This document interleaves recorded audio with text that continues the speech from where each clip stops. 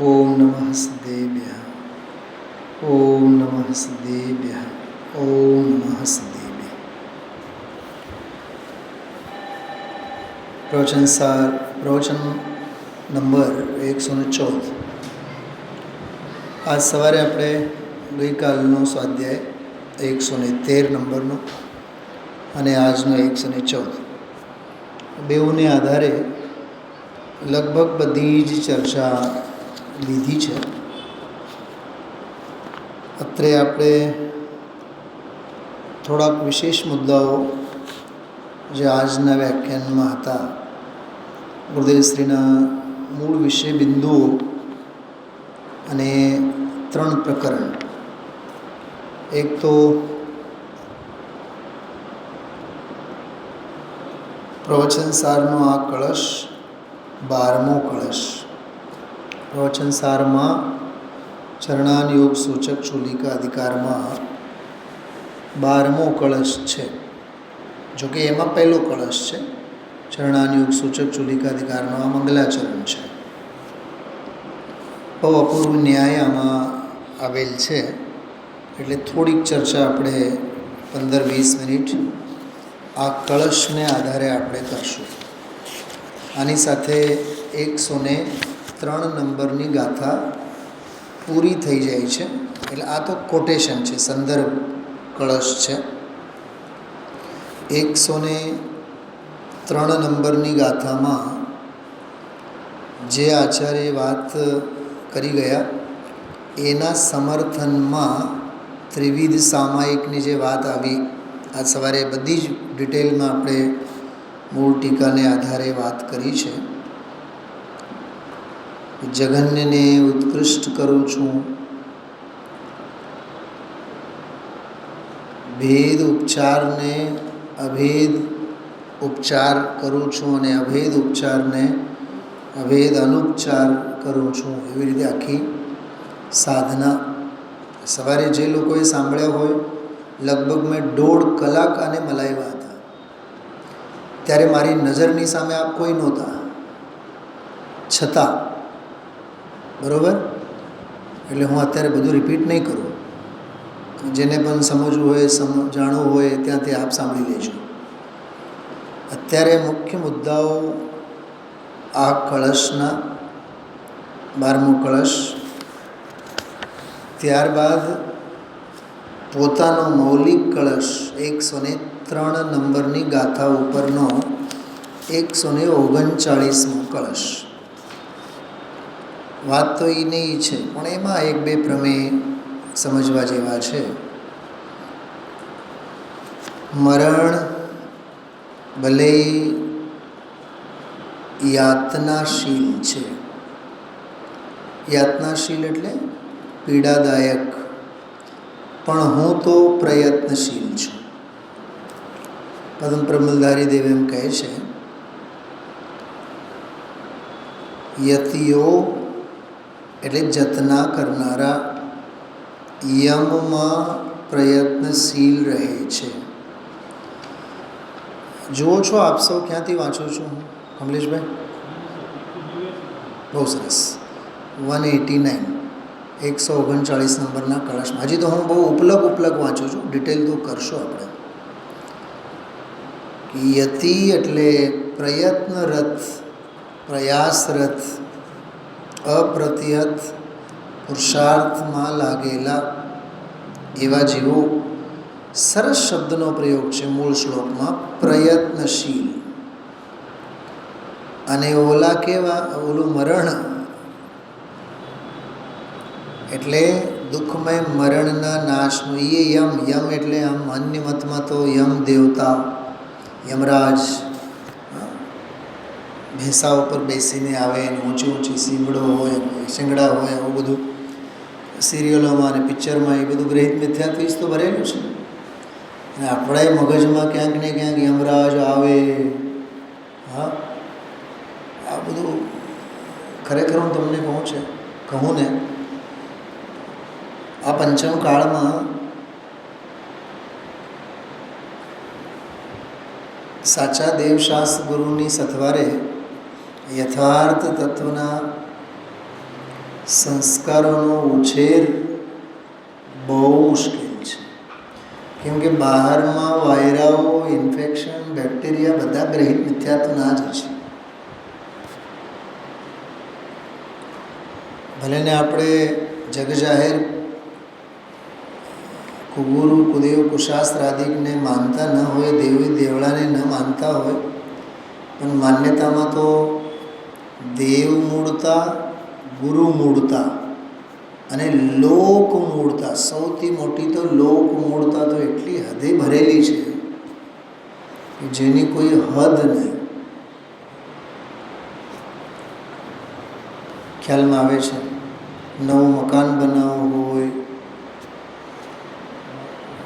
યોગ્ય સ્થળ શોધવાનું હોય દીકરા દીકરી માટે, અરે કંકોત્રી લખવાની હોય, વાસ્તુ કરવાનું હોય, ઘરે કોકને જમાડવાનું હોય, એટલે આપણી દરેક પ્રવૃત્તિમાં આ લોકમૂળતા કામ કરતી હોય છે. આ દિવસે આપણે કરાય, આ દિવસે ન કરાય, નવા કપડાં આ દિવસે પહેરાય, ગાડી પણ બરાબર દશેરાના દિવસે જ, કેમકે દુનિયા દશેરાના દિવસે ખરીદે, તે લોકમૂળતા નથી તો શું થઈ? આ દુનિયા દશેરાના દિવસે ખરીદે છે, આપણે દશેરાના દિવસે ખરીદવું તો એ લોકમૂળતા તો છે. હમણાં એક બહુ સરસ એક આર્ટિકલ એકાદ મિનિટમાં જ વંચાઈ જાય એવો એક સરસ એક શાસ્ત્રીય વિદ્વાને લખીને મોકલ્યું હતું. કેટલાક મિત્રોને મેં ફોરવર્ડ પણ કરેલું કે આપણે વેજીટેરિયન હોટલ, શાકાહારી હોટલ એમ કરીને શાકાહારી હોટલમાં અણગાળેલ પાણી અને આંતે એને લીધે જે પણ હોય કહેવાય ભક્ષ, પણ ઘણું બધું એમાં અભક્ષ હોય.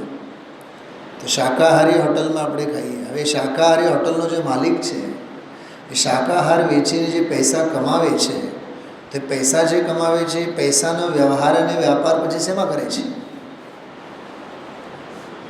કેવળ શાકાહાર તેરસવામાં જ કરે છે કે અન્ય કોઈ એના માંસાહારના કામ નથી હોતા? હા, અચ્છા, શાકાહાર લેનારો એ સમજો 5 પાપ 7 વ્યસનોથી દૂર છે, પણ ઓલો હોટલવાળો તો ન હોય ને. એટલે આમ વિચારો, તો શાકાહારના નામે એ હોટલમાં શાકાહાર કરીને આપણે માંસાહારની જ અનુમોદના કરીએ છીએ. એની પરંપરાની વાત કરીએ. એમાં 4-5 દિવસ પહેલાં એક શબ્દ આવ્યો હતો, દીર્ઘસૂત્રી થાવ, લાંબા ગાળાનું વિચારો. ખ્યાલમાં આવ્યો? ચલો, તો આમાં યમમાં પ્રયત્નશીલ, અહીંયા સમયમ, સમ્યક યમમાં પ્રયત્નશીલ, અને ઓલો યમ જે છે એ તો યાતનાશીલ યમ છે, મરણ અને મોત આપનાર. ખરેખર તો એ અસંયમની જ વાત છે. જો એમ કળશનો અર્થ એમ સમજવું, યતિઓ સંયમમાં પ્રયત્નશીલ હોય છે અને અસંયમ જે છે એ જીવને માટે મરણશીલ છે, પીડાદાયક છે. સવારના સ્વાધ્યાયમાં મેં વાત કરી હતી, કઈ કશાય જીવને સુખ શાંતિ આપે. રમેશ કુમાર, આ સવારનું સ્વાધ્યાય સાંભળવા જેવું છે. તમે સાંભળશો ને, મને કમસે કમ 10 પાનાનો તો નોટ્સ બનાવીને આપો તમે, તો સાચા દિલથી સાંભળશો તો. એટલા સરસ પોઈન્ટ્સ બધા આવેલા છે. ઘુમડસારમાં એક વાત આવી જેનો મેં નોટ કર્યું હતું, અહીંયા લીધું હતું કોટેશન. જીવ પાસે રાગ દ્વેષની ખેતી કરાવે છે, માટે એને કષાય કહેવામાં આવે છે. કષાયની ખેતી, કૃષિ શબ્દ છે. કષાય કૃષિ કરાવે, રાગ દ્વેષની કૃષિ કરાવે, ખેતી કરાવે. આપણે પટેલ જ છીએ આમ જુઓ તો, ખેતીવાડી કરનારા બધા, ભલે એને જગત જમાદાર થઈને ફરતા હોય. રાગ દ્વેષના દિન રાત શુભાશુભ ભાવો સે મેરા વ્યાપાર, શું છે એ બધું? કષાય જ છે. રાગ દ્વેષ સિવાય તો આપણી શ્વાસો ન ચાલતી. સમજાણો? તો અસંયમ મરણ તુલ્ય છે, દુઃખદાયી છે. ક્રમમાં આવશે ત્યારે વાત લઈશું. પણ આચાર્ય કહે છે, પદ્મ પ્રમલધારી દેવ કહે છે, ભલે ને યમરાજ મરણ પીડાદાયક હોય, પણ અમે પ્રયત્નશીલ છીએ ને. ખ્યાલમાં આવ્યું? મરતા ક્યાં નહીં કરતા. કોરોનાના કાળમાં દેશાવરમાં પણ જીવ ફર્યો કે નહીં, ઓક્સિજનના બોટલા માટે. રાજકોટમાં ન મળે તો અમદાવાદ. હા બોલો.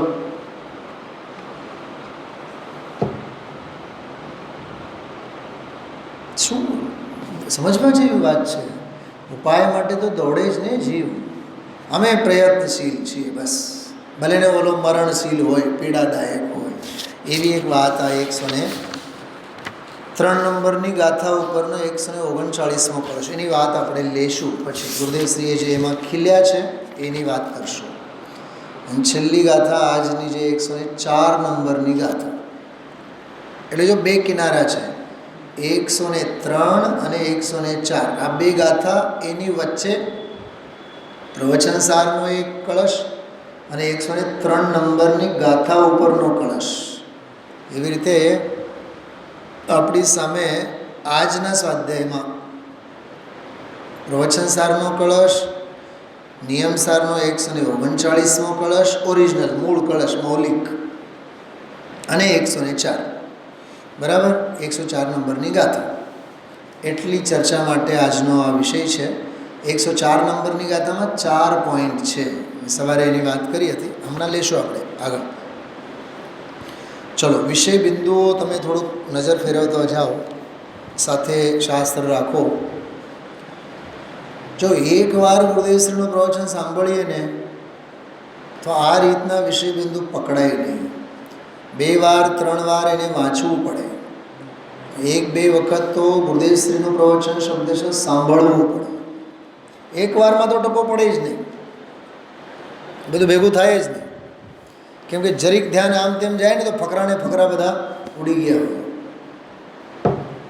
એટલે આ એક કરુણતા છે આપણી, સહનની અવદશા છે. હું તો કહું છું, સહનને શું કામ બદનામ કરવાનું? અંદરની તૈયારી જ ક્યાં છે? બેનશ્રીની ભાષામાં કહીએ, ગરજ જ ક્યાં છે? ગરજ નથી એટલે પુરુષાર્થ ઉછળતું નથી. જેટલું કારણપણું આપવું જોઈએ એટલું કારણપણું અપાતું નથી. એ પુરુષાર્થ, રુચિની કમી છે. ખ્યાલમાં આવ્યું? સહનન, શરીર, સંયોગ, ધંધા, વ્યાપાર, એ બધા તો બહાનાઓ છે. જો ઈચ્છો પરમાર્થ તો કરો સત્ય પુરુષાર્થ. સત્ય પુરુષાર્થ કરવાની વાત છે, બહાનાબાજીઓ કરવાની વાત નથી. જો સૌથી પહેલાં આપણે પ્રવચન સારનો ચરણાનુગ સૂચક ચુલિકાનો કળશ વાંચીએ. દ્રવ્યાનુસારી ચરણમ ચરણાનુસારી દ્રવ્યમ મિથો દ્વયમિદમ અનુસવ્યપેક્ષમ તસ્માન્મોક્ષુરધિરોહતુ મોક્ષમાર્ગમ દ્રવ્યમ પ્રતીત્ય યદિ વાચરણમ પ્રતીત્ય. 2 ભૂલો છે આમાં લખેલ શ્લોકમાં.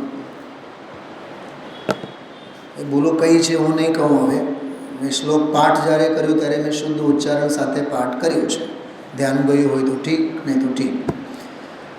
જો આમાં આ કળશ છે ને, દ્રવ્યને અનુસારે ચરણ, ચરણને અનુસારે દ્રવ્ય, પરસ્પરમાં બંને સાપેક્ષ છે, એકબીજાની અપેક્ષા સાથે છે.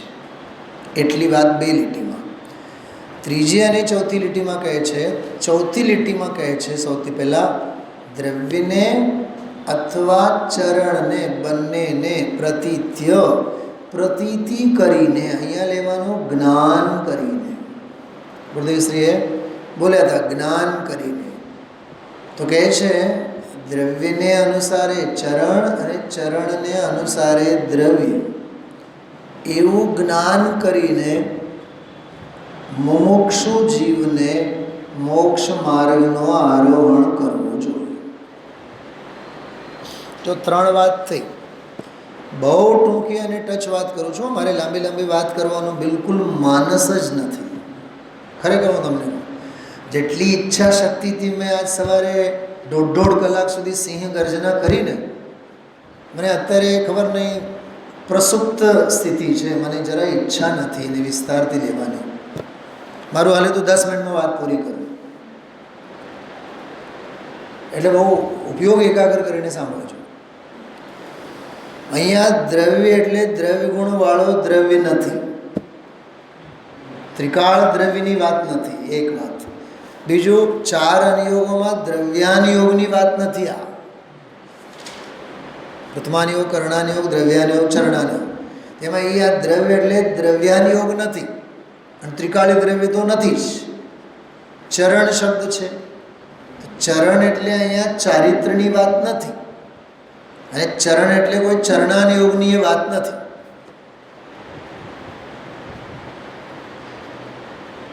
મેં હજારો વિદ્વાનો પાસેથી, હજારો કહું છું મેં, બસ દ્રવ્યાનુયોગને અનુસારે ચરણાનુયોગ, ચરણાનુયોગને અનુસારે દ્રવ્યાનુયોગ, એવો અર્થ આ શ્લોકનો છે જ નહીં.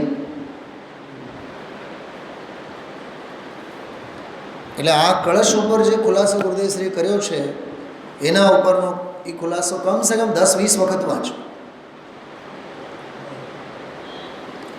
સાંભળો, ઉપરથી હું તમને કહું છું શું છે.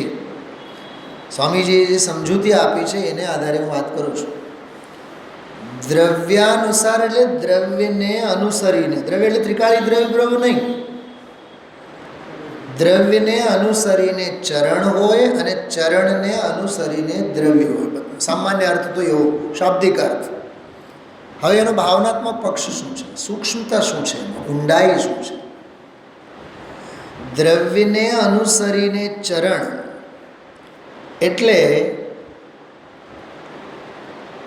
શુદ્ધ સ્વભાવ ભાવની દ્રષ્ટિએ જે પવિત્રતા પ્રગટી છે, જે નિશ્ચય મોક્ષ માર્ગ પ્રગટેલ છે, જે શુદ્ધોપયોગ પ્રગટેલ છે, જે રત્નત્રય અભેદ રત્નત્રય રૂપ પરિણતિ પ્રગટેલી છે, જેનું નામ પવિત્રતા છે, એને સમજવા માટે જ્ઞાનધારા,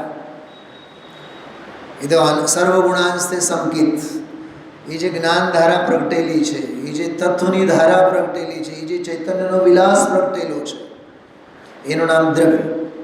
ટૂંકમાં પવિત્રતા, જ્ઞાનધારા, શુદ્ધોપયોગ, શુદ્ધ મોક્ષ માર્ગ, શુદ્ધ નયનો ઉદય, જે પણ કહો, શુદ્ધાત્મા અભિમુખ પરિણામ, એ દ્રવ્ય, એનું નામ દ્રવ્ય. એ જે પવિત્રતા પ્રગટેલી છે એટલે યથાર્થ મોક્ષ માર્ગ પ્રગટેલ છે, એને અનુસરીને જ ચરણ પ્રગટે. ચરણ એટલે કષાયની મંદતા.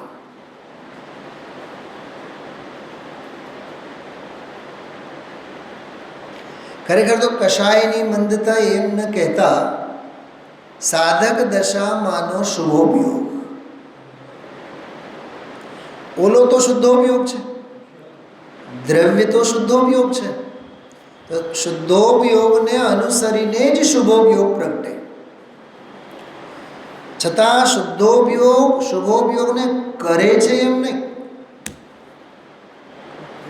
શુદ્ધોપયોગની કોઈ મહેરબાની થઈ છે અને પછી શુભોપયોગ પ્રગટેલ છે એમ નહીં.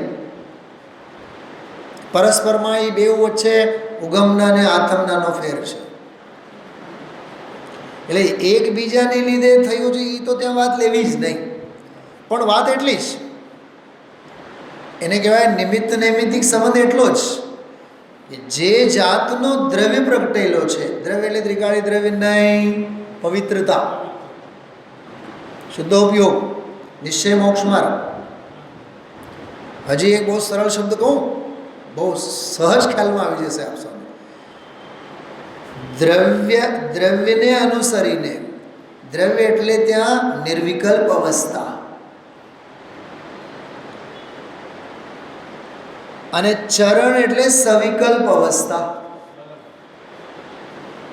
અચ્છા, બેઉ દશા છે તો સાધકની જ.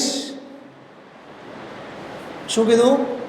હા, બેઉ દશા છે તો સાધકની જ. પણ સાંભળો, સમજો પછી લખો. એ જે દ્રવ્ય છે ને, દ્રવ્ય જે પ્રગટેલું છે, નિર્વિકલ્પ દશા જેને મેં કીધું, એ છે જ્ઞાનધારા, અને એને અનુસરીને ઓલી જે ચરણ પ્રગટે છે ને, એ કર્મધારા. એ સવિકલ્પ છે, ઓલું નિર્વિકલ્પ છે. તો સવિકલ્પ દ્વારા નિર્વિકલ્પ, સવિકલ્પને લીધે નિર્વિકલ્પ એમ કહેવાય, પણ કોઈને લીધે નથી. તો કહેવા શું માગે છે? કહેવા એમ માગે છે કે આ જાતનો ઓલો શું કહેવાય, ફીવરની ભાષામાં શું કહેવાય, ટેમ્પરેચર, કે આટલું ટેમ્પરેચર જો પવિત્રતાનું છે, તો એના પ્રમાણમાં ચરણનો પણ ટેમ્પરેચર એવું હોય. એટલે આ જાતનો નિર્વિકલ્પ છે, તો આ જ જાતનો સવિકલ્પ હોય. બસ આટલું આમાં કહેવા માંગે છે. આ જાતની અંદરની નિશ્ચય સાધના પ્રગટેલી છે, તો બહારમાંની પણ સાધના આવી પ્રગટેલી હોય. હું તમને એક બહુ વિચિત્ર દાખલો આપું, થોડુંક તમને અજુગતું લાગશે. સમજો, આજકાલની વાત નથી પણ જનરલ વાત કરું છું, કે કન્યાને વર પસંદ પડ્યો. વર એટલે યોગ્ય પાત્રની પસંદગી થઈ, એના મા બાપના કહેવાથી, પરસ્પરના વિચાર વિમર્શથી. તો એ 6 મહિના, 8 મહિના, વરસ, 2 વરસ બંને એકબીજા સાથના પરિચયમાં છે. એ એની ઘરે જાય, એ એની ઘરે જાય, સુખ દુઃખના વ્યવહારિક કામોમાં પણ સાથ આપે, પણ બંને વચ્ચે કોઈ પતિ પત્નીની જેમ કોઈ ફિઝિકલ રિલેશન કે કોઈ એવું નથી. સામાજિક મર્યાદા બરાબર જાળવીને પણ ફિયાન્સ અને ફિયાન્સી કહેવાય ને લોક વ્યવહારમાં, બરાબર, 1-2 વર્ષ સુધી બંને વચ્ચે સુખ દુઃખના આપ લે, વ્યવહારિક વિચારોના આપ લે બધા થયા. જો તમે હજી પ્રભુતામાં પગલાં પડ્યા નથી, કંકોત્રી લખાણી નથી, અરે ગોળધાણાય નથી ખાધા, હજી સગાઈ નથી થઈ, લગ્ન તો થયા જ નથી, પણ એ 1.5-2 વર્ષ સુધી એકબીજાના પરિચયમાં છે. હવે બોલો, એકબીજા ભલે ને પરિચયમાં છે, પણ એકબીજા સાથે કમલેશભાઈ એવો બાઉન્ડેશન નથી જેવો બાઉન્ડેશન બંને વચ્ચે લગ્ન લેવાય પછી થાય. શું સમજાણો? બેઉ વચ્ચે સામાજિક મર્યાદા, માતા પિતા બંને પક્ષ તરફથી, સામાજિક કાનૂન કાયદા તરફથી, જ્યાં સુધી વેલિડ, સમજો ને, લીગલી પતિ પત્ની તરીકેનું બાઉન્ડેશન બે વચ્ચે નહીં થાય, ત્યાં સુધી એ કોઈ એકબીજાને ચોંટીને ચાલવાનું કે એવો કોઈ વ્યવહાર બેઉ વચ્ચે નથી. અચ્છા, બીજી વાત, ચલો કાનૂન કાયદા લગ્ન આ તે બધું થયું, હવે બેઉ વચ્ચેનું બાઉન્ડેશન વધી ગયું, પતિ પત્નીની જેમ ખુલ્લેઆમ કોઈની ઘરે જાય આવે, સહજતાથી પતિ પત્ની છે, પતિ પત્ની તરીકે વર્તે છે. પ્રશ્ન એ છે, એ 2 વર્ષ જ્યારે હતા ત્યારે પણ એક સ્ત્રી અને પુરુષ જ હતા, આજે પતિ પત્ની થયા છે ત્યારે પણ બંને સ્ત્રી પુરુષ જ છે. સ્ત્રી મટીને પુરુષ નથી થયો, પુરુષ મટીને સ્ત્રી નથી થયો, બંને ફિમેલ મેલ સત્તા તો સ્વતંત્ર છે ને. તો એકબીજા વચ્ચે કેવળ એક મ્યુચ્યુઅલ અન્ડરસ્ટેન્ડિંગને લીધે બસ તું મારો વર અને હું તારી પત્ની, અને તું મારી પત્ની અને હું તારો વર, તો વર વધુ પતિ પત્નીના એક કેવળ અને કેવળ મ્યુચ્યુઅલ અન્ડરસ્ટેન્ડિંગના જ રિલેશન છે ને. પતિને લીધે પત્ની નથી, પત્નીને લીધે પતિ નથી. એણે કંઈક એને ઇન્જેક્શન માર્યા હોય અને પત્ની બનાવ્યા હોય, આને કંઈ ઇન્જેક્શન માર્યા હોય અને એને પતિ બનાવ્યો, એવું તો કાંઈ છે નહીં. સમજાણું? સ્વતંત્ર છે કે નહીં? બે સ્વતંત્ર હતા કે નહીં ત્યારે પણ 2 વર્ષ હતા ને. બસ એ બંને વચ્ચેની શાશ્વત સ્વતંત્રતા સમજાય તો દ્રવ્યાનુસારી ચરણમ અને ચરણાનુસારી દ્રવ્યમમાં પણ સ્વતંત્રતા સમજાઈ જાય. એ બેઉ ભેગા છે. જેટલી માત્રામાં દ્રવ્ય પ્રગટ થયો, શુદ્ધિ પ્રગટ થઈ, એના જ અનુપાતમાં ઓલી સાધક દશાની સવિકલ્પ અવસ્થા જેને ચરણ કીધું છે એ પ્રગટ થયું. પણ શુદ્ધિને લીધે ઓલી અશુદ્ધિ છે. રાગની કશાયની મંદતા શુભાવરૂપ કે એને લીધે શુદ્ધિ પ્રગટ થઈ છે એવો 3 કાળમાં છે ને. અચ્છા, મેં સવારે એક તાત્વિક ભાષામાં એક શબ્દો વાપર્યા હતા. કેમ કે એ ચરણ જે પ્રગટેલ છે ને, કશાયની મંદતા રૂપ સાધક દશા સવિકલ્પ દશા, એ આશ્રવ અને બંધ રૂપ છે. અને ઓલું જે દ્રવ્ય પ્રગટેલું છે એ સંવર અને નિર્જરા રૂપ છે. એકની મોક્ષની ધારા છે, એકની સંસારની ગતિ છે. એકબીજાને જન્મ આપે એ વાત ક્યાંથી આવી? એ વાત તો છે નહીં, પણ અહીંયા એટલું જ કહે છે જેટલા અનુપાતમાં દ્રવ્ય પ્રગટેલું છે એને અનુસરીને જ ચરણ પ્રગટે. અને વાત તરત જ વળી પાછું ફેરવી નાખી. જેટલા અંશે એ રાગની કશાયની મંદતા રૂપ સવિકલ્પ દશા છે, એ સવિકલ્પ દશાના પ્રમાણમાં અંદરમાં એને પરમાર્થ પ્રગટેલું છે. જો હા, 2 શબ્દ એવા હવે નવા. સવિકલ્પ અવસ્થા એટલે વ્યવહાર, અને અંદર નિર્વિકલ્પ અવસ્થા એટલે પરમાર્થ. તો દ્રવ્ય ઇઝ ઇક્વલ ટુ પરમાર્થ, દ્રવ્ય ઇઝ ઇક્વલ ટુ નિશ્ચય, ચરણ ઇઝ ઇક્વલ ટુ વ્યવહાર, ચરણ ઇઝ ઇક્વલ ટુ આશ્રવ બંધ, દ્રવ્ય ઇઝ ઇક્વલ ટુ સંવર નિર્જરા. સમજાય છે? દ્રવ્ય ઇઝ ઇક્વલ ટુ મોક્ષ તરફનો પ્રયાણ, અને ચરણ ઇઝ ઇક્વલ ટુ સંસારનો બંધ. ઓલો બંધ પક્ષ છે, ઓલો મોક્ષનો પક્ષ છે. ઓલી જ્ઞાન ધારા છે દ્રવ્ય, અને ઓલી કર્મ ધારા છે. શું છે ભાભીશ્રી, કે ટપો પડે છે કે નહીં?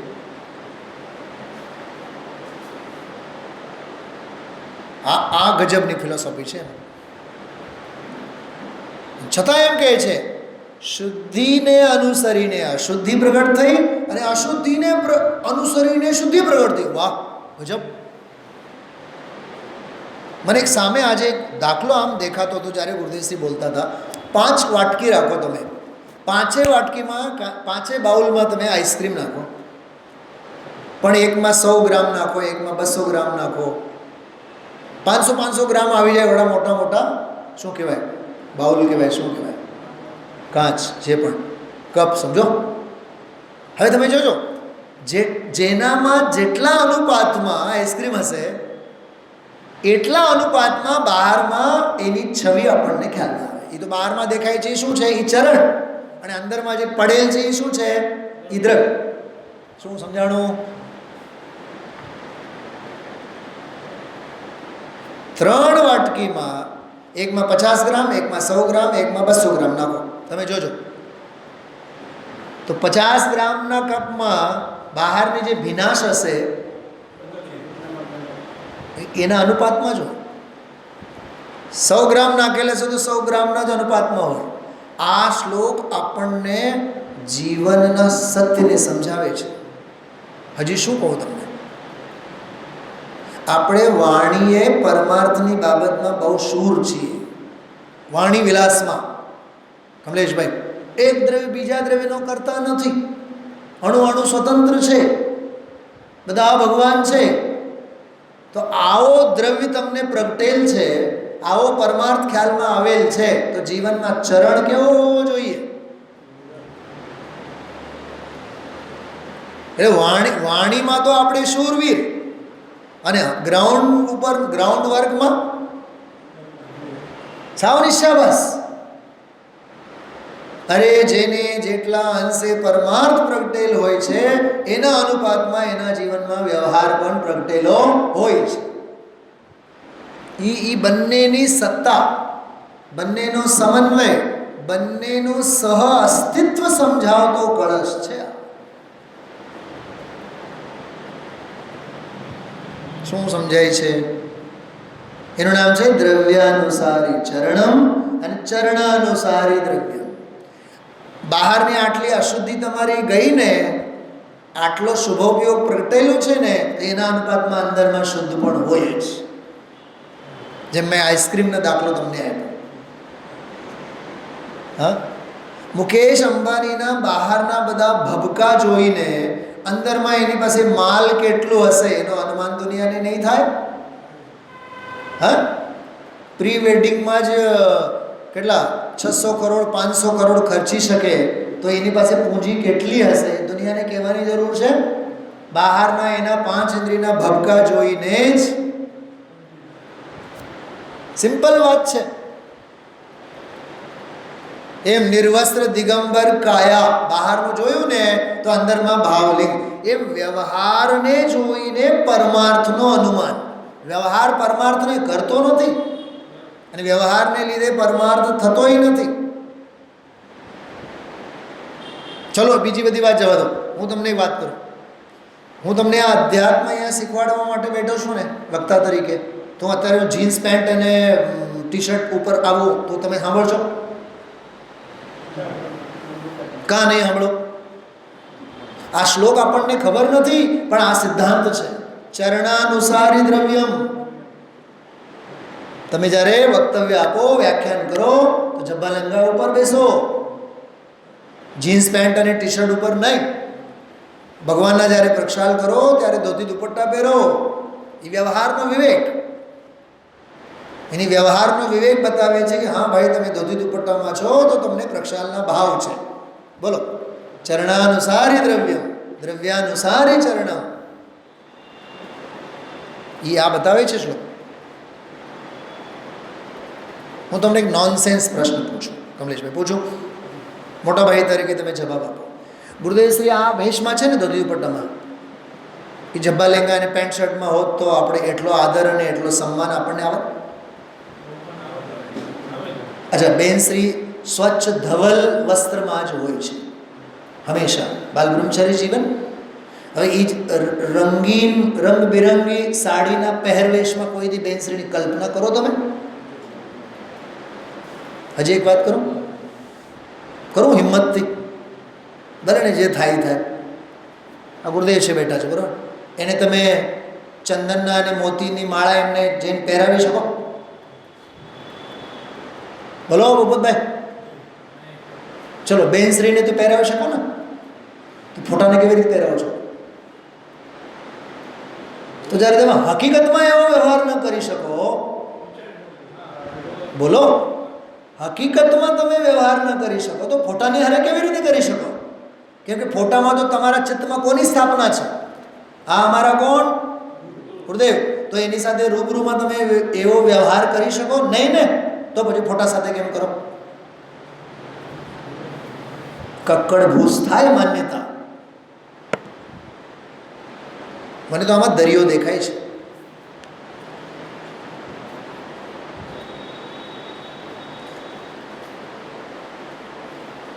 आचरण तुम्हारा शुद्ध नहीं, कल्याण तुम्हारा कैसा हो. आचरण એટલે ચરણ, કલ્યાણ એટલે દ્રવ્ય. આચરણ એટલે બહારનો વ્યવહાર, તો વ્યવહારના ઠેકાણે નહીં તો પરમાર્થ કેમ સદાય? અને પરમાર્થનો જ ખ્યાલ નથી તો વ્યવહારમાં ક્યાંથી હોય? તો અરસપરસ પ્રેમ સરસ. આવું આ બેલેન્સ વાળો શ્લોક છે. અને ગજબની વાત તો આમાં અમૃતચંદ્રાચાર્ય ત્યારે કહે છે, દ્રવ્યમ પ્રતિત્ય યદિવા ચરણમ પ્રતિત્ય. કાં તો તમે દ્રવ્યને જાણો, કાં તો તમે ચરણને જાણો. ઓપ્શન એમાંથી તમે નક્કી કરો. પણ ગમે તેને તમે જાણો, દ્રવ્યાનુસારી ચરણમને જાણો અથવા ચરણાનુસારી દ્રવ્યમને જાણો, પણ યાદ રાખો છલગ્રહણ નહીં કરો, મોક્ષ માર્ગનો આરોહણ કરો. ગજબ વાત છે. શું કીધું? ગમે તેને તમે જાણો.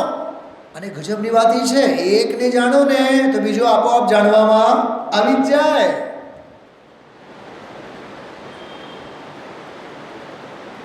શું બેલેન્સ છે? એવું ન હોય કે એકને જાણ્યો અને બીજું જાણવામાં ન આવ્યો હોય, એમ ન હોય. એ જાણવામાં આવી જ ગયેલો હોય, એના અંગેનો ભેદ જ્ઞાન એને હોય અને હોય જ.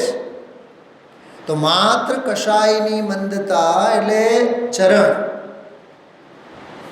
અને અંદરમાં પ્રગટેલી પવિત્રતા, એટલે દ્રવ્ય. તો દ્રવ્યાનુસારી ચરણમ, અંદરમાં પવિત્રતા પ્રગટેલી છે તો બહારમાં પણ એને રાગની એક જાતની મંદતા હોય. ગુરુદેવશ્રી ખબર આજે શું કીધું હતું સવારે? હોશ ઉડી જાય એવી વાત કરી હતી.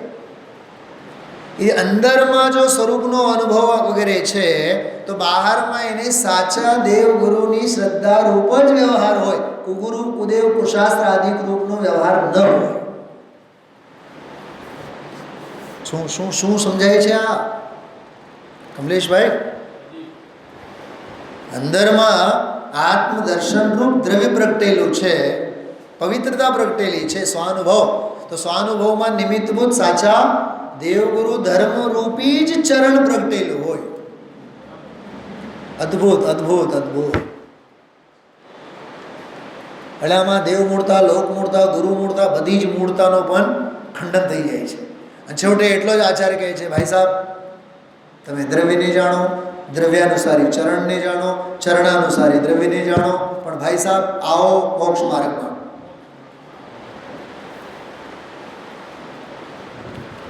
હું હમણાં સ્વાધ્યાયમાં અંદર આવ્યો ને ત્યારે ભાઈ ખબર ને ક્યારના બેઠા છે. આપણે અહીંયા સ્વાધ્યાય ચાલુ, ગેટમાંથી બહાર નીકળી ગયા. મને એમ થયું, અરે આ સ્વાધ્યાયનો સમય છે, આ જનવાણી સાંભળવાનો સમય છે. હા, અને આંગણે આવીને પણ તત્વ સાંભળ્યા વિના આપણે કીધું આ કઈ એક સાંજ નથી ગઈ, આખી જિંદગી ગઈ આવી.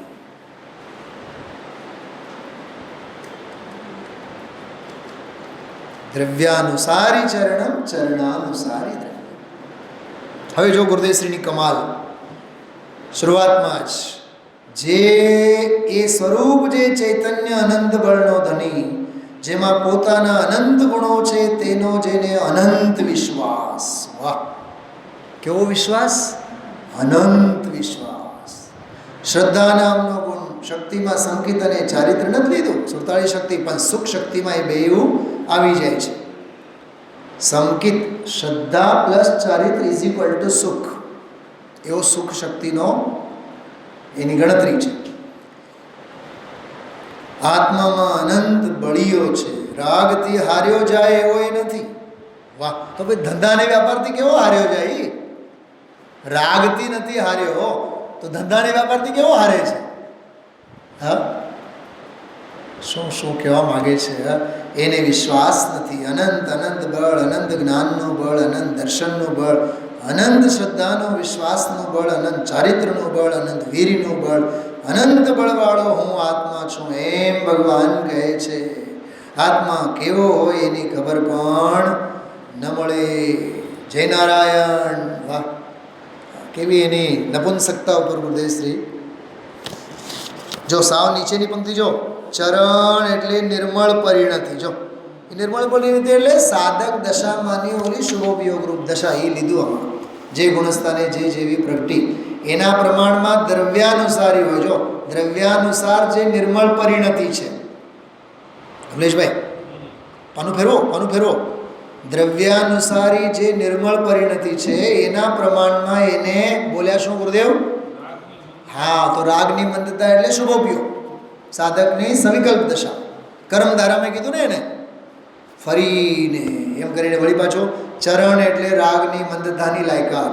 હવે એમાં છઠ્ઠે ગુણસ્થાને, ચોથે ગુણસ્થાને, પાંચમે ગુણસ્થાને એ બધું આમાં ગુરુદેવશ્રી સમજાયું.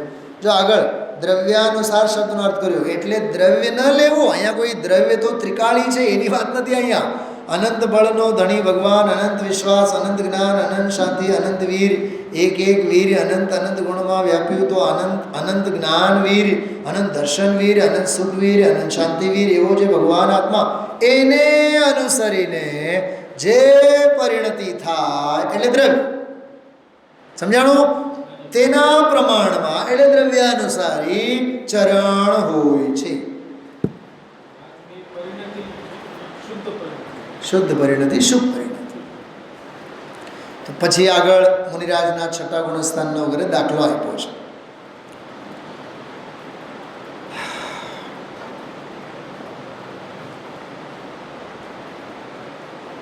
પાના નંબર નીચે જો એમાં જ 184માં જ બહુ સરસ વાત કરી. સાવ નીચે અમને શુદ્ધ પરિણતિ પ્રત્યાખ્યાન છે, પણ અમે વસ્ત્ર અને પાત્ર વાપરીએ છીએ તો એ મિથ્યા દૃષ્ટિ છે. સાવ નીચે છેલ્લી 2-3 લીટી આ સ્થાનક ભાષા શતાંબરવાળા એમ ને, અમને તો અંદરમાં તો શુદ્ધિ છે, અમે તો વસ્ત્ર પાત્ર બધા પહેરીએ છીએ. કમલેશભાઈ, હું એક વાત પૂછું, અમને વૈરાગ્ય તો બહુ છે, અમને સંસાર શરીર ભોગોમાં તો રસ છે નહીં, તો એસી કેમ ગમે? 4 બંગડીવાળી ગાડી કેમ ગમે? કરોડોના બંગલા કેમ ગમે? બોલો ધનજીભાઈ, રજુભાઈ બોલો, તમે શું બોલો છો? અમને સંસાર શરીર ભોગોમાં જરાય રસ નથી. અને રાચો છો શેમાં?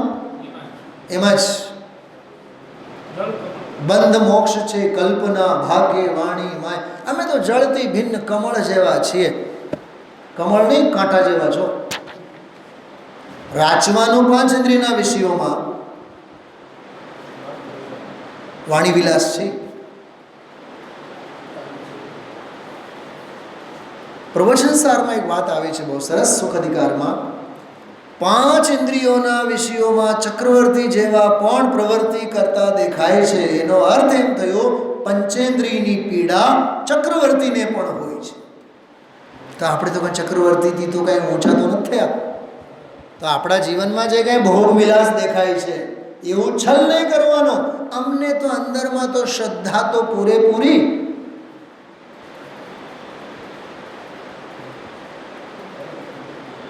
અરે ગુરુદેવશ્રી માટે જે વિશ્રામ કક્ષ બનાવ્યું, ત્યાં જિંદગીમાં કોઈ દી તાળું નથી માર્યું, એ કોઈ દી બંધ નહોતું થયું, કબાટ બારણું બંધ નહોતું થયું કોઈ દી ગુરુદેવશ્રીની હાજરીમાં. શું કહેવા માંગીએ છીએ? જેવું અંતરંગ એવું બહિરંગ. છલ માયાચારી નહીં કરવાનો. અને હું તો એમ કહું છું, પોતાના વિષય ભોગો અને લાલસાને છાવરવાનો ધંધો મહાનિશ્ચયભાસીનું લક્ષણ છે. દોષોને દોષ તરીકે સ્વીકાર તો કરો. હા, પહેરવાના શોખ, ઓઢવાના શોખ, ખાવા પીવાના શોખ, એટલે પાપનો રસ પૂરેપૂરો. વાણીમાં પુણ્યની વાર્તા, પવિત્રતા તો છે જ નહીં. ગુરુદેવશ્રી બોલે છે, શું તમે ગુરુદેવશ્રીના શબ્દોમાં કહો, આહા આવી વાત આકરી બાપુ લોકોને ક્યાં પડી છે. જો આગળ બોલે છે, પાપ આડે ક્યાં આખો દી નવરા થાય, ધંધાના પાપ, બાયડી છોકરાને સાચવવા, જો 2-5 કરોડ રૂપિયા ભેગા થઈ જાય, બોલો શું શું લખ્યું છે? બોલો, પાપમાં ખર્ચે અને એની મહિમા થઈ જાય છે કે નહીં? બોલો, હા, એનો મહિમા અંદરમાં આવે. તો આ તો સ્પષ્ટ થઈ ગયું ને, દ્રવ્યાનુસારી ચરણમ અને ચરણાનુસારી દ્રવ્યમ. આગળ જો 185 પાના ઉપરથી 5-6 લીટી પછી સમજાણું કાંઈ બહુ વૈરાગ્યના ઉદ્ગાર છે ગુરુદેવશ્રીના.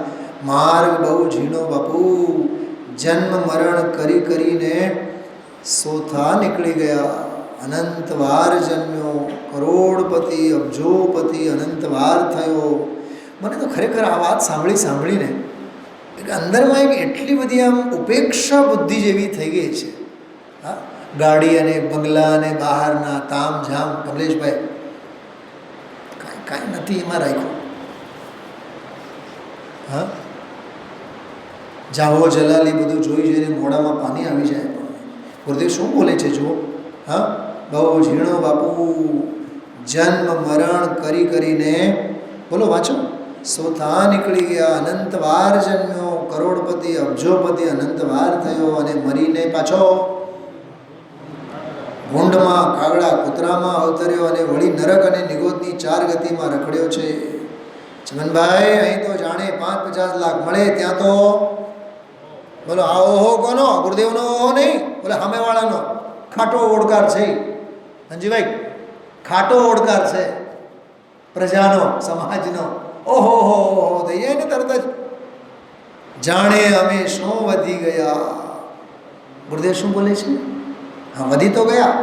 શેમાં? પાપમાં વધી ગયા. બોલો આ વૈરાગ્યના ઉદ્ગારો.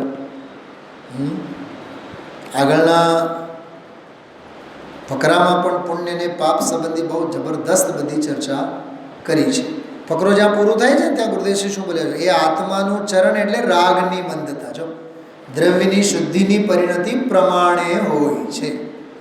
ગણિત પેરેલાલમાં ચાલે બેઉ.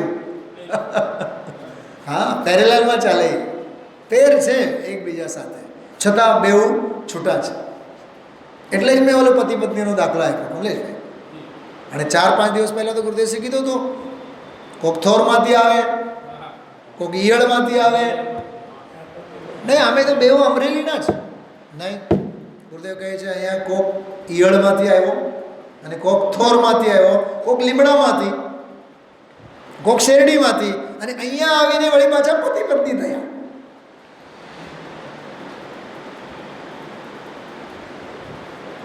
ગઈકાલના પ્રવચનમાંથી એવું બોલ્યા હતા કે જે વિષય ભોગોના પરમાણુ હતા એ વીંચીના ડંખ રૂપે આવીને તને ડસી ગયા. એટલે જે દ્વેષ રૂપે પરિણમ્યા, રાગ રૂપે પરિણમ્યા. તમે કાર્તિકેયન પ્રેક્ષા જેવા ગ્રંથો વાંચો ને, એમાં તો એટલા વૈરાગ્યના બોલો છે કે જે મારી સ્ત્રી છે ને, એ સ્ત્રીના શરીરમાં જેમાં હું રમું છું વિષય ભોગ માટે, એમાં જે પરમાણુઓ છે ને ભેગા થયેલા, એમાં અનંતા પરમાણુઓ મારી મારી ભૂતકાળની માની પર્યાયના શરીરમાં હતા, જે આ ભાવમાં પત્નીના શરીરમાં પરમાણુ રૂપે આવીને વિષય ભોગોમાં નિમિત્ત બન્યા છે. જ્યોતિ માતા મેરી યા પરમાણુ તો એ નહીં છે, પણ ક્યારેક વાત્સલ્યમાં, ક્યારેક વિષય ભોગોમાં, ક્યારેક મા રૂપે, ક્યારેક સ્ત્રી રૂપે. આ સંસારનું સ્વરૂપ. એટલે જો ગુરુદેવશ્રી કેટલું સરસ બોલે છે, સમજાણો કાંઈ હા આમાં નીચે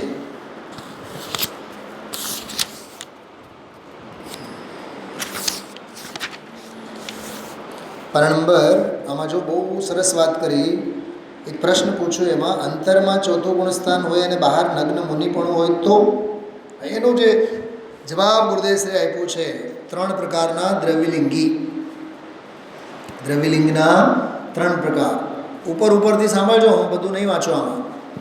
જો ગુણસ્થાન ચોથો હોય, શુદ્ધિ ચોથા ગુણસ્થાનની, પણ બહારમાં મુનિપણું અંગીકાર કરેલું હોય, એ દ્રવ્યલિંગી.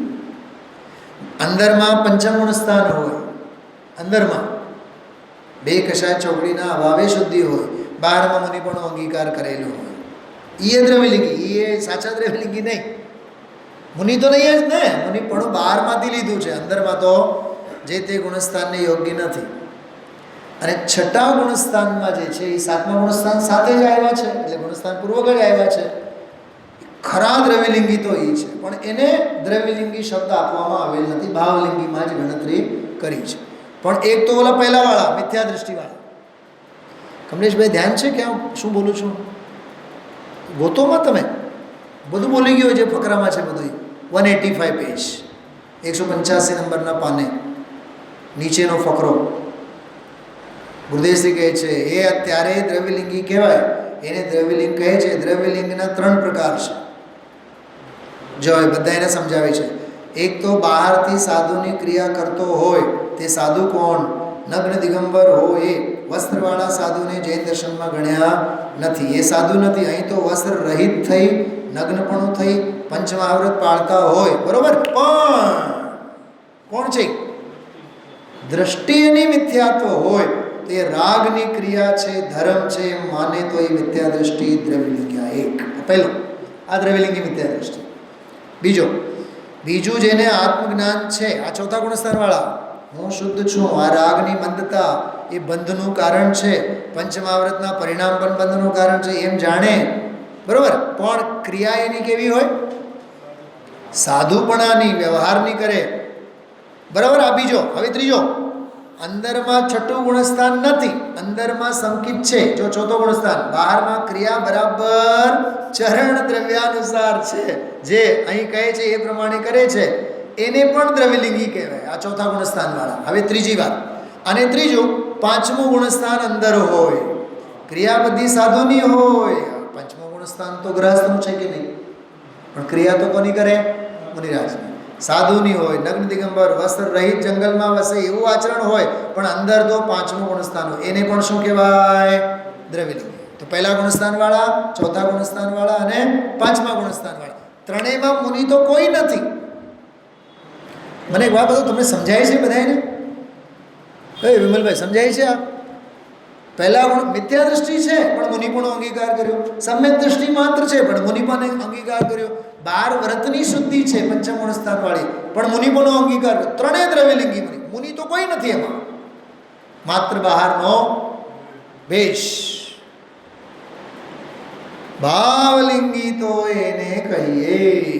એ પછી સાતમા અને છઠ્ઠા ગુણસ્થાન વર્તી સાધકની બધી વાત આગળ સરસ મજાની કરી છે. 186 પાનું જો, વચ્ચે જો, વચ્ચે દુનિયાથી બધું ઊંધું છે, દુનિયા ઊંધી છે તો એનાથી આ બધું ઊંધું છે. ઊંધે ઘડે ઊંધો પડે, ઊંધો ઘડે મૂકે તો સોળો બેસે નહીં, ઊંધા ઉપર ઊંધે જ બેસે. પહેલેથી જ એણે આત્મદર્શન શું ચીજ છે, રાગ રહિત અંદર નિર્વિકલ્પ શુદ્ધ ચેતનની દૃષ્ટિ શું છે એની ખબર વિના ઊંધા તર્ક કરે. એના બધા તર્ક કેવા હોય?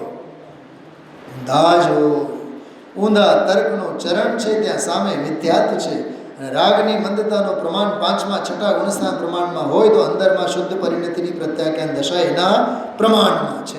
ઓલી પાછું જો ઓલી દ્રવ્યાનુસારી ચરણમ ચરણાનુસારી દ્રવ્યમ, એ બહુ વિસ્તારથી ગુરુદેવશ્રીએ આમાં સમજાવ્યા છે.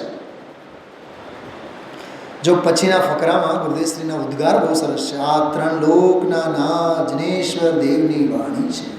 અત્યારે તો બધી વાણી લોપ થઈ ગઈ. અત્યારે તો દયા પાડો, વ્રત કરો, તપ કરો, ઉપવાસ કરો, સુકાઈ જાય તેવું કરો, તત્વની તો ખબર પણ ન મળે. આહા, વિતરાગનું વચન છે. મુનિઓ આડતિયા થઈને જગતને જાહેર કરે છે. પછી તો ઓલી 72 વર્ષથી 90 વર્ષ થયા, આ તે શાસ્ત્રનું વાંચન બહુ જોરદાર બધી પિતાજીની પણ વાત કરી. એ વાંચતા પછી અંદરથી પૂર્વભાવનું આવ્યું, ઘણું બધું વ્યક્તિગત પોતાના જીવનની નોંધ ગુરુદેવશ્રી આમાં લીધી. પછી એક ફકરો છે 5-6 લીટીનો, એમાં જો 2 લીટી બહુ સરસ છે. આવી વાતો સમજવી કઠણ પડે, આ ધર્મ કથા બાપુ વસ્તુ કોઈ જુદી છે. જો આ તો ધર્મ કથા છે પણ ખરેખર વસ્તુ તો કોઈ જુદી છે. શું શું કહીએ? હા, ખરેખર હા, અદ્ભુત અદ્ભુત બધી ચર્ચા. ચલો આમાં પણ જો શેઠિયાને, સુમનભાઈનું નામ લઈને શેઠિયાને પણ કેવા જોરદાર ગુરુદેવશ્રીએ આમ ઠપકો આપ્યો છે. હા, કહો સુમનભાઈ, અરસ પરસ. બીજું ચમનભાઈ સમજાણું કે નહીં? આમાં ઓલા લોઢામાં તો ઝટ સમજાય, ફટ દઈને પૈસા પેદા થઈ જાય, 12 મહિને 50,000 લાખ પેદા થાય તો એ આમ જાણે મોટા શેઠિયાને જાણે આ શું છે. કમલેશભાઈ શું છે? તમે સવારનું સ્વાધ્યાય સાંભળ્યું છે? થોડુંક કનેક્ટ રહો. કમલેશ કુમાર, મેં ગઈકાલે ટ્રેનમાં આ લાઈવ પ્રવચન સાંભળ્યું છે. આ નહીં પણ ગઈકાલનું પ્રવચન. ટ્રેનમાં ઘોંઘાટ અવાજ ન આવતો હોય, કરવું હોય તો આપણને સમય મળી જ રહે. અને ખરેખર હું તમને મિત્ર તરીકે કહું છું, ગુરુદેવશ્રીનો પ્રવચન ચૂકો છો, કરોડો ચક્રવર્તીનો વૈભવ ચૂકો છો. આ ગુરુદેવશ્રીના આમ માખણ ચોપડવા માટે નથી કહેતો, હું જે પોતે ફીલ કરું છું એની વાત કરું છું. હર હાલમાં સાંભળો. અને જો એ સાંભળ્યા હોય ને તો હું જે કહું છું એમાં ઓર તમને 4 ચાંદ લાગે. હું જેટલું સ્પ્રિંગની જેમ ઉછળું છું ને એનાથી 10 ગણા તમે ઉછળો. અને આ તો ઘરે જઈને વળી પાછું તમે વાંચો, સાહેબ સાહેબ સાહેબ સાહેબ આ વાત બહુ સરસ, આ વાત બહુ સરસ. તમને શબ્દમાં સમયસાર દેખાય. ખૂબ ડેડિકેશન, ખૂબ સમર્પણતા હોવી જોઈએ. જો આમાં કહે છે મોટા શેઠિયાઓને, જો અહીં તો પ્રભુ આત્માનું જે જ્ઞાન અને શ્રદ્ધા દ્રષ્ટિ નથી એ બધા દરિદ્ર ભિખારી છે. જેને રાગના વિકલ્પથી, દયાદાનના વિકલ્પ રાગથી ભિન્ન આત્મા, એ આત્માની શું નથી? કિંમત નથી. આત્માની મોટપ નથી. આત્માની મોટપ અને પ્રતીતિ અને અનુભવ નથી. એ બધા કરોડપતિઓ દરિદ્રી છે, દરિદ્ર છે, ભિખારી છે, ભગવાનને કાંઈ જગતની પડી નથી. વરાકાહા કીધું છે શાસ્ત્રમાં. આડે હાથ લીધું છે કે નહીં બધાને, પૈસાવાળાને બધાને. વળી આપણે તો લઈને બેઠા હોય, આ તો પૂર્વના પુણ્યના ઉદય છે, પણ ભાઈ સાહેબ તું ભોગવે છે ને, એ શું છે? એ શું છે? પુણ્ય છે? એ તો મહાપાપ છે.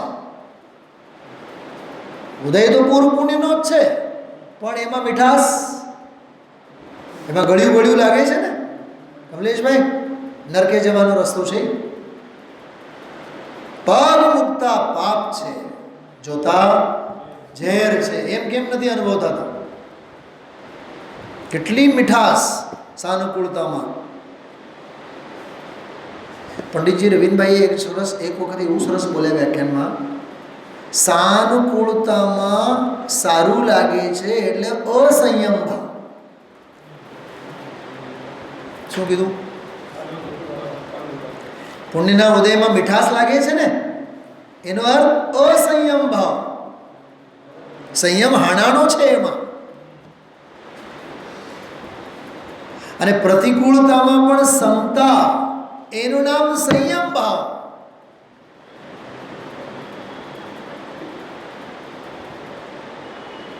છે મહામંત્રો છે ભાઈ. બહુ સરસ વાત ગુરુદેવશ્રી આમાં કરી છે. ચલો આગળ વધીએ. જો પાના નંબર 188. તેથી કાં તો દ્રવ્યનો આશ્રય કરીને, જો આશ્રય એટલે અહીં જ્ઞાન લેવું, આખો એક ફકરો બહુ સરસ છે.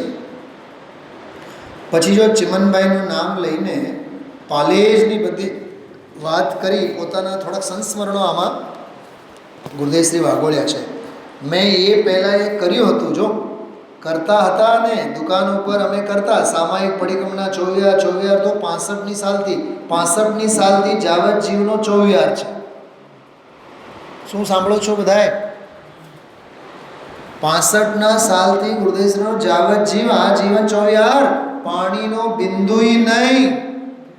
બોલો, આવા દીક્ષા નહોતી લીધી હજી, આવા આપણા ગુરુ. તો આપણા જીવનમાં કેવી રીતે રાત્રિ ભોજન થાય? બોલો, શું કમલેશભાઈ સાંભળો છો બરાબર? પાણીનો બિંદુય નહીં. 65ની સાલ, દીક્ષા તો 70ની સાલમાં થઈ. દુકાન ઉપર હતા ત્યાં બધાએ લોકો જમે. જો બધાએ લોકો જમે. તમે જાણો કીધું હું સૂર્ય અસ્ત પહેલા જમી લઈશ. આ સંસ્કાર, આ રાત્રિ ભોજન ત્યાગના ગુરુદેવશ્રીના સંસ્કાર.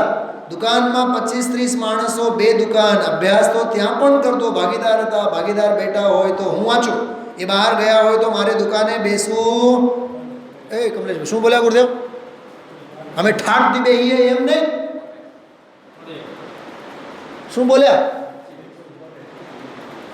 રાજુભાઈ? જે દિવસે આવી ભાષા આવે ને તો સમજી લેવાનું અંદરમાં ઉદાસીનતાના સંસ્કારો દ્રઢ થાય છે. બેસવું પડે, ગુરુદેવ બોલ્યા છે. અમે ટેસ્ટથી બેસતા એમ નથી કીધું, બેસવું પડે. આ તો 64, 65, 66ની સાલની વાતો. 68ની સાલમાં દુકાન છોડી દીધી, દુકાન ચાલે છે, મોટી દુકાન, એ બધી ઘણી બધી વાતો કરી. ઓલા ભાગીદારને ગુરુદેવશ્રી કીધું ને, બધાને કહીએ બધું આ તમે પૈસા છે, દુકાન ઘરની છે, 100 ગામમાં ઉઘરાણી 8-8 લાખની નાખે, મોટો વેપાર 8 લાખની તો ઉઘરાણી નાખે, એમાં મરી જશો કીધું. હો, ધ્યાન રાખજો. હા, મનસુખભાઈ અને કુંવરજીભાઈ અને બધાની કેટલી સરસ વાતો બધી ગુરુદેવશ્રી આમાં કરી છે. છેલ્લે જો 189 પાના પર, મોક્ષ માર્ગમાં આરોહણ કરો. ગમે તે સમજો, પણ આરોહણ તો તમે મોક્ષ માર્ગમાં કરો. આટલું જ કહેવાનું આ શ્લોકનો અર્થ છે. ચલો 5 મિનિટ આપણે આગળ 139 નંબરનો શ્લોક છે એની વાત કરીએ. ચિત્તત્વ ભાવના સક્ત મતયો યતયો યમમ યતંતે યાતનાશીલ યમનાશન કારણમ. કેટલું સરસ શ્લોક છે. જેમની બુદ્ધિ ચૈતન્ય તત્વની ભાવનામાં આસક્ત છે. બોલો, આત્મા સિવાય અમારે બીજું કાંઈ ન જોઈએ. એવા યતિઓ, જો એવા મુનિઓ નથી કીધું, યતિ યતન કરે તે યતિ. ઓલા જતડા નહીં, ગુરુદેવસિંહ બોલ્યા, એ આતડા જતડા એ નહીં, અહીંયા જતન કરી જાણનારા, ઉછેર કરી જાણનારા, યમમાં પ્રયત્નશીલ રહે છે, અર્થાત સંયમમાં સાવધાન રહે છે કે જે યમ એટલે સંયમ યાતનાશીલ, યમના દુઃખમય મરણના નાશનું કારણ છે. તો મેં શરૂઆતમાં આપ સૌને ઘણી બધી ચર્ચા કરી છે. પાના નંબર આંકડો 191, 191. મુમુક્ષુ બોલે છે, એવો વિચાર કરવાનો વખત ક્યાં છે? ગુરુદેવશ્રી કહે છે વિચાર કરવાનો વખત નથી. સુમનભાઈ, મહિને 8,000નો પગાર, આ તે બધું. દલીચંદભાઈ, જો મોરબીવાળા દલીચંદભાઈ, બધાને યાદ કર્યા. રતન ટાટાની વાત કરી. પછી એક વાક્ય બહુ સરસ આવ્યું, આત્માને જાણ્યા વિના બધા થોતા, એકડા વિનાના મીંડા નીકળવાના, રણમાં પોક મૂકવા જેવું. એ આગળ બોલ્યા છે. બહુ બહુ સરસ પ્રકરણ છે બધું. અને પાના નંબર 192, 192ના પાને જો ઉપર, ત્રીજી ચોથી લીટીમાં, પ્રભુ આ ધર્મ કથા છે, બાકી બધી તો વિકથાઓ છે. પુણ્યથી ધર્મ અને વ્રતથી ધર્મ અને બધી વિકથાઓ છે, ધર્મ કથા નથી. પછી ઓલા મૈસૂબના ધૂળના સ્વાદ અને જળના અને એના સ્વાદ અને રસગુલ્લા અને મૈસૂબ અને પત્તર લીલિયા, અળવીના પાંદડાના ચણાના લોટમાં કટકા નાખીને દૂધ પાક પછી ખાય, ખાતો નથી, આત્મા ખાઈ શકતો નથી. એ તો જડની ક્રિયા, એમાં એક રાગ કરે છે, એને અનુભવે છે, રાગને એ અનુભવે છે. જો બસ એટલી જ વાત. એમાં પરમાત્મા પ્રકાશને એક વાત બહુ સરસ લીધી, પાગલને તો પાગલ જેવું લાગે. પરમાત્મા પ્રકાશમાં છે બરાબર. આ બે શ્લોકોની વાત થઈ. 104 નંબરની ગાથાનો પાઠ કરીએ. સમ્મે સર્વભૂતેષુ વેરમ મજ્જમ કેળવી, આસાએ તાણમ સમાહિ પડી વજય, સૌભૂતમાં સમતા મને કોસાત વેર મને નહીં, આશા ખરેખર છોડીને પ્રાપ્તિ કરું છું સમાન. મારી ખરેખર ઈચ્છા કેવળ આ ગાથા અને આમાં આવેલા 4 પોઈન્ટ, બહુ એના ઉપર મને ફોકસ કરવાનું મન હતું આજે. કલાક ઉપર આપણે બંને શ્લોકોને આધારે ચર્ચા કરી. બધા જ પ્રાણી માત્ર પ્રત્યે સમતા ભાવ. સમતા ભાવ એટલે અહીંયા સમભાવ, વિતરાગ ભાવ, રાગ દ્વેષ વિનાનો ભાવ એમ લેવાનું. એમાં 2 પોઈન્ટ લીધા છે શ્લોક, એમાં ટીકામાં, ભેદ વિજ્ઞાનીઓ તેમજ અજ્ઞાનીઓ પ્રત્યે સમતા છે. દેખાય છે ટીકામાં નીચે? કમલેશભાઈ દેખાય છે કે નથી દેખાતો? જેણે સમસ્ત ઇન્દ્રિયોના વ્યાપારને છોડ્યો છે, જો એવા મને પદમ પ્રબલધારી દેવ કહે છે, હું કેવો, મને હવે 5 ઇન્દ્રિયોના વ્યાપારમાં કોઈ રસ જ નથી. કેમ કે મારા ઇન્દ્રિયોના 2 જ જણા વિષય બનતા હતા. કોણ? કાં તો જ્ઞાનીઓ, ભેદ જ્ઞાનીઓ, કાં તો અજ્ઞાનીઓ. તો જ્યાં સુધી ઇન્દ્રિયોનો વ્યાપાર હતો ને, તો ભેદ વિજ્ઞાનીઓ પ્રત્યે મને અહોભાવ થતો, રાગ, અને અજ્ઞાનીઓ પ્રત્યે અકળામણ. હવે કહે છે મેં 5 ઇન્દ્રિયોનો ધંધો જ મેં બંધ કરી દીધો છે, એટલે મને ભેદ વિજ્ઞાનીઓ પ્રત્યે રાગ નહીં, અજ્ઞાનીઓ પ્રત્યે દ્વેષ નહીં. તેલ લેવા જાય. એ આ વાત સમજવા જેવી છે.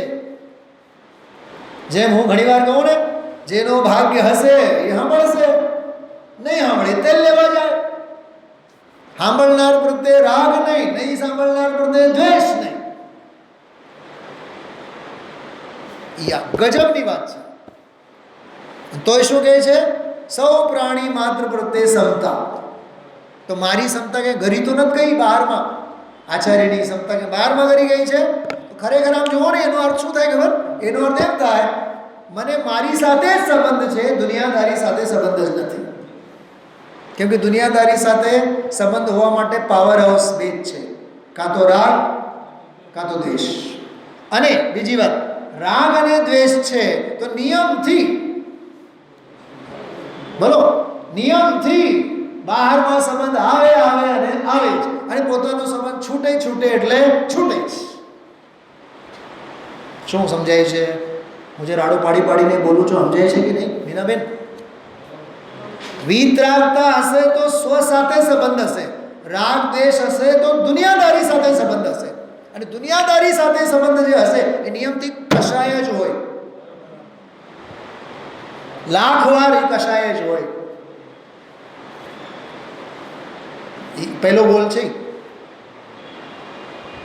મારે તો એનો બાલમાંથી ખાલ કાઢવાનું મન હતું આજે, એટલો આમ આખો દિવસ મગજમાં ફરેલું છે આ વિષય. તો કોઈ પ્રત્યે રાગે નથી, દ્વેષે નથી કમલેશભાઈ. બીજો પોઈન્ટ, તો કોની હારે દ્વેષ, વેર ઝેરના સંબંધ કોની હારે?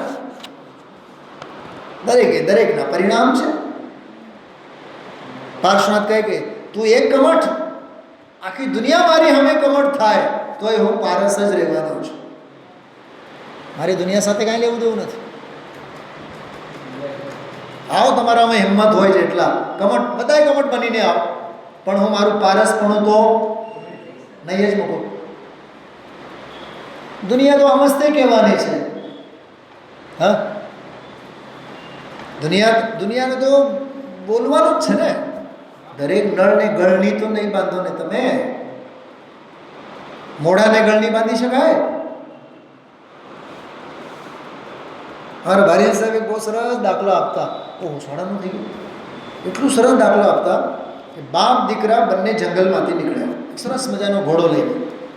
બાપને એમ થયું ઘોડા ઉપર દીકરાને બેસાડી. જરીક આગળ વધ્યા, કોઈ બુદ્ધિશાળી મળ્યા, દીકરો જુઓ ને જુવાન જો દીકરો હાલે છે, બાપને હલાવે છે, પોતે તો ઘોડા પર બેઠો છે. તો દીકરાને એમ થયું પપ્પા તમે બેહો, હું હાલું. જરીક આગળ ગયા, વળી પાછા સજ્જન મળ્યા રાજુભાઈ જેવા. કેવો જમાનો આવ્યો, બાપ તો બેઠો છે, દીકરો હાલે છે. ગામ પહોંચી ગયા અને ઘોડાનો બેઉ જણામાંથી નિરંતરાય એકે લાભ ન લઈ શક્યા. કેમ કે દુનિયાને ઘોડા ઉપર બાપ બેસે તોય વાંધો, દીકરો બેસે તોય વાંધો, દીકરો હાલે તોય વાંધો, બાપ હાલે તોય વાંધો.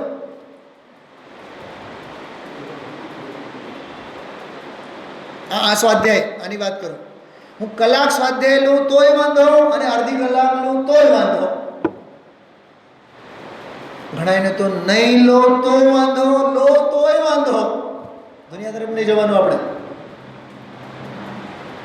ગણધરની ગાદી આપણી છે, જ્યાં સુધી મન થાય ત્યાં સુધી આપણે. કેમ કે દુનિયા અમસ્તે, દુનિયાને અમસ્તે, દુનિયાને નમસ્તે. સુખી થવાનો રસ્તો એ છે.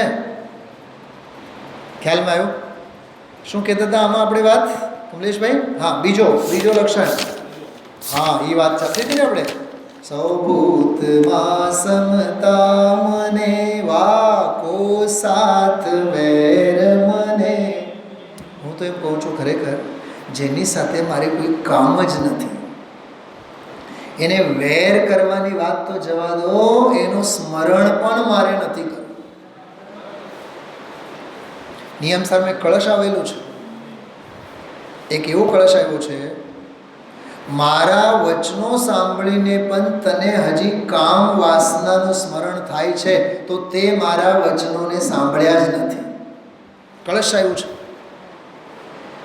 કેમ કે મારા વચનો તને અંદરમાં અસર કરી જ નથી, તે સાંભળ્યો જ નથી. કેમ કે તારા ચિત્તમાં તો હજી વિષયની વાસના પડેલી છે. મસ્ત કળશ છે. આશા ખરેખર છોડીને પ્રાપ્તિ કરો છો સમાધિની. વાહ, ખરેખર આશાને છોડીને. આમાં તો આખો આકિંચન્ય ભાવના, આકિંચન્ય ધર્મમાં આવી ગયું છે. આશા મારે કોઈની નથી. ન શરીરના સ્વાસ્થ્યની આશા છે, ન સંયોગની આશા છે, અરે ન ગુરુની આશા છે, ન શાસ્ત્રની આશા છે, ન વક્તાની આશા છે, ન પુણ્યના વૈભવની આશા છે. મારે કોઈની આશા જ નથી. નિકાંક્ષ છું. નિરાશ નહીં, નિકાંક્ષ છું. મારે આકાંક્ષા કે મારી અભિલાષા જ દુનિયા સાથેની મરી પરવારી છે. કમલેશભાઈ, અપેક્ષા જ નથી. મેં સવારે કીધું તો સહાનુભૂતિ જોતી જ નથી કોઈની. કોઈ આમ મને પૂછે કે કેમ છો, જોતું જ નથી. કેમ કે અમારી સ્વાનુભૂતિ અમારી પાસે છે.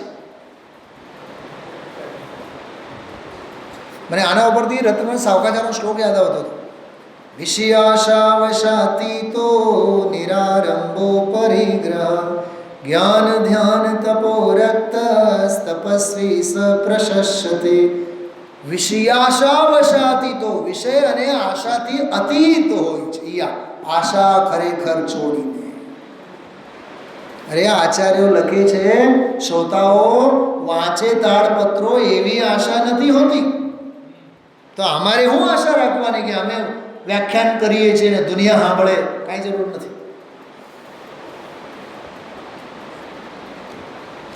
ગીતો અને ગઝલની ખોલીને પરબ બેઠા, જે આવશે એ પીશે એની તરસ પ્રમાણે.